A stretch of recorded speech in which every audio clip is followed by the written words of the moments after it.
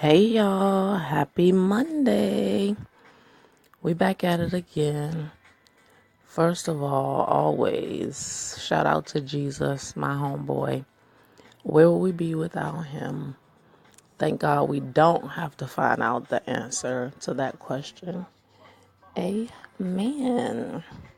I hope y'all are having a wonderful start to your Thanksgiving week. This is exciting. We get to do some great eating and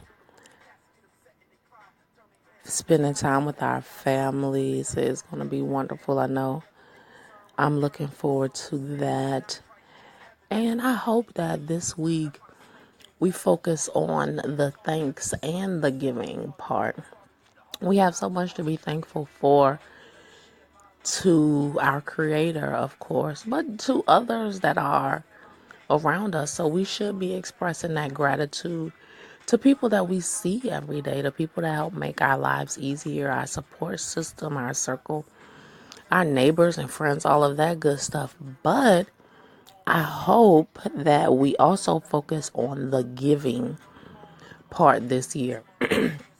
Today in the gratitude challenge that I posted, I challenged all of you to give. We all know of, forgive the babies in the background, we all know of a cause, a person, shoot, even a local church, a local college or university. Shout out to all the HBCUs. Shout out to Howard U, the real HU. Those causes, those institutions that we can give to. And it doesn't have to be big, it can be small. So I hope that we all are able to reach down deep and give something, give time, give money. Just give during this Thanksgiving, right? So I'm excited about that. And we know that we are going to be indulgent in a bunch of food this week and this coming weekend. But what I also know that we're going to be indulgent in is some good TV and movies, right?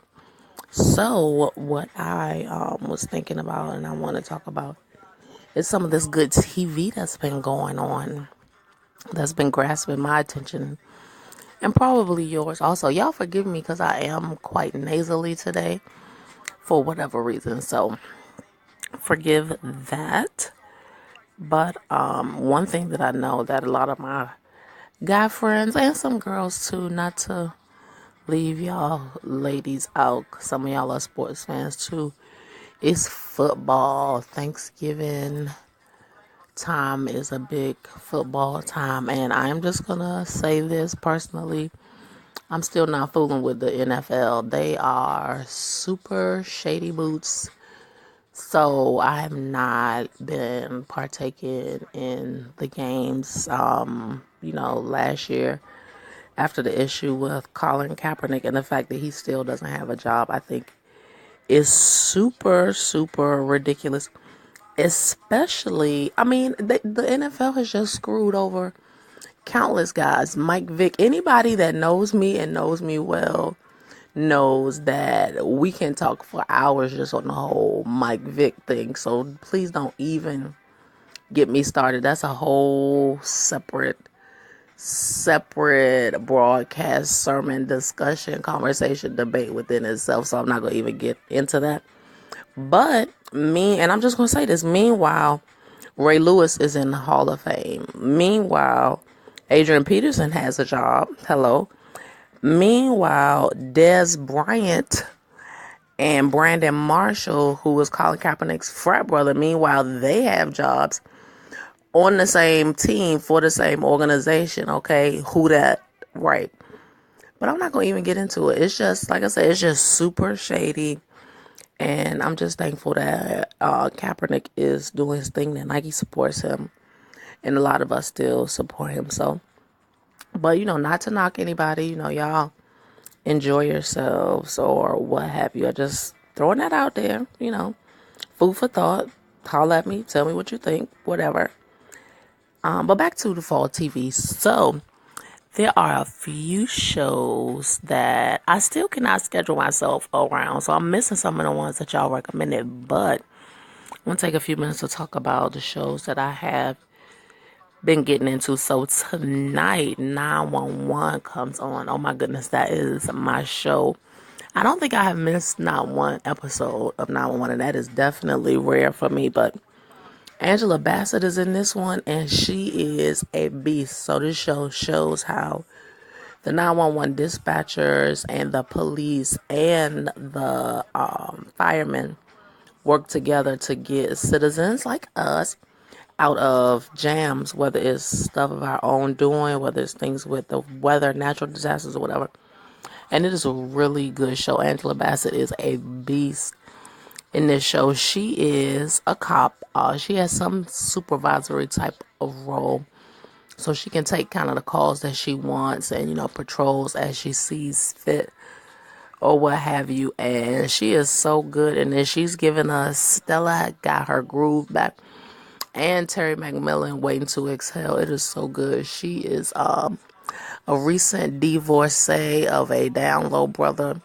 Found out that her husband was gay and had been with a man or men and had a serious daggone boyfriend, like right at the breakup of their marriage. So she is navigating around that. And meanwhile, still having to do her job and deal with craziness every day, helping raise these kids or whatever. But she finds love with this cute older white fireman who was in a supervisory role as well, and he has issues with his late wife and children, saying as though he pretty much caused their death and everything. But they are such a cute couple, and that is a really, really good show. And to see them having to be in those commanding roles, but then come together and be vulnerable with each other and so cute, is really good.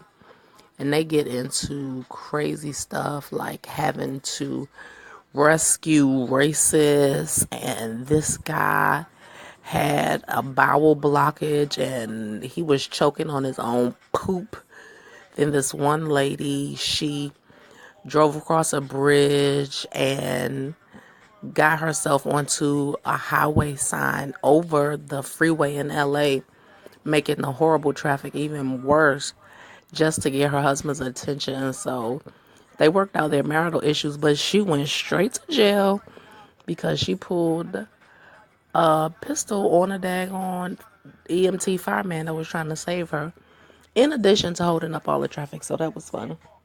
But that is a great show. So check that out. That comes on Monday nights on Fox. Check your local listings. And then my other show that y'all know I love to hate, but I have to watch this show, is Empire, with somebody else I love to hate, Terrence Howard, and my girl Taraji Bison, H.U. Lucius and Cookie. This is a crazy soap opera show. I can't say that it's like a great show, but it literally is a show that I love to hate because it's so much drama and it's so ridiculous, but I'd like have to watch it. So anybody that follows that or has seen the commercials, we still have not found out who is in the freaking casket. Somebody is dead. We know that everybody has gotten shot at before. Everybody has gotten almost blown up before. Everything. Cookie and Lucius are together. They have lost their label to this young guy who is more than fraudulent. He's ridiculous. But what we found out last week is that this guy is very likely Lucius's long lost love child with some random chick from back in his drug dealer days. Oh my gosh, this is going to be crazy when Cookie finds out. They are just now back together and, kind of doing good and trying to be normal, as quote unquote as they can be. But now this is a whole nother thing. A random son that has stolen their company out from under them and is plotting on revenge. Wow. Super, super crazy. But what tripped me out about last week's episode is Vivica Fox is Cookie's sister, Taraji Penson's sister on the show. And Cookie was scared that she was getting beaten by her husband and not telling anybody. But come to find out, she's getting beaten by her crazy child, who is like a computer geek and super cute and very respectful in person. But behind closed doors, this little boy was whooping his mom's behind. And when Cookie approached him and was trying to save Vivica Fox or whatever, he beat her, busted her lip, blacked her eye, like her face was jacked up. He did a whole Norman Bates psycho killer thing, busting through the door trying to get to his mom and his aunt in the bathroom, and it was just crazy. So Cookie, of all people that you would not expect, she called the police. Police came, took him away. The sister, Vivica Fox, is mad, even though her face is bludgeoned and bloody. That little boy was trying to kill her. So that was really, really crazy. So I can't wait to see what happens this week. Like, November sweeps is my favorite because the TV shows always have really good, juicy stuff going on. So I can't wait to see how Lucius reacts when he sees that little boy beat his Cookie, and then she had to have him locked up. That was just a whole lot, not to mention the other details and stuff that's going on in the other scenes. So y'all have to check that out. That comes on Wednesdays on Fox currently. And what else? Oh my gosh. So my other show that I've stuck with, but it is still very, very crazy. My girl Viola Davis in How to Get Away with Murder. That is still going strong. It is very interesting and very, very weird. I hate that it comes on so late because it's so heavy. It's so much to watch, like right before you go to bed and everything. But I try to support or whatever. Shout out with Shonda Rhimes, Black Girl Magic. But How to Get Away with Murder, you all know. Viola Davis is Annalise Keating, who is a troubled lawyer and law school professor. But last year, she brought a landmark Supreme Court case that is going to go towards jailhouse issues and reforming of really the justice system and everything. So we finally found out who is dying in the snow at the guy's wedding. Two of her, one student and one employee, I guess. The two guys, Connor and Oliver, are getting married. Beautiful wedding that the parents pretty much insisted on, but they actually wound up having a church wedding, and they're having a reception, and somebody is dying in the snow. So everybody is dressed up, made up so beautifully. Bonnie, who is Viola Davis' assistant, Annalise is the character's name. Bonnie is Annalise, former assistant. She works in the DA's office under the governor. She's gorgeous. Her hair is moosed up, pulled back. It has height. It's giving me depth and volume. She has a beautiful deep red lip. Gorgeous sparkling gown. And what you see her in her nice stilettos, she is stumbling across this blood-stained snow. And you hear somebody who has shallow breathing. And it's like, oh my God, who did Bonnie kill? No, honey, Big Nate has killed Bonnie's new boyfriend. Oh my God.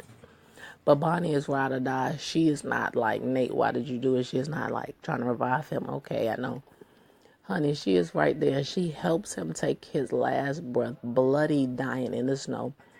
Big Nate done beat the crap out of him because he knows that it is him, the new boyfriend, who I don't even know his name.